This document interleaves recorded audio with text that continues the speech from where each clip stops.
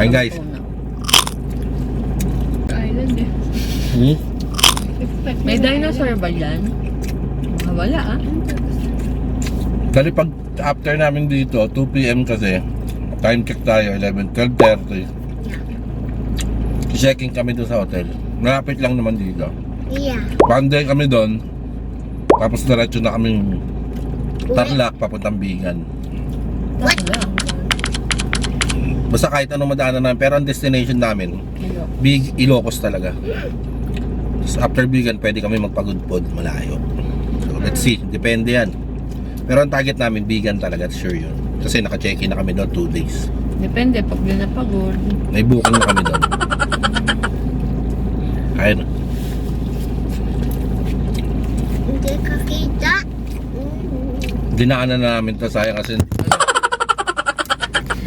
O, nahilo ba kayo?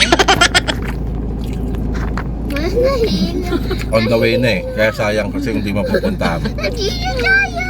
Nahilo ba kayo dyan, guys? Ha? Walang malamig sa gusto. Lakas mamaya doon. O nalagdag na naman kayo.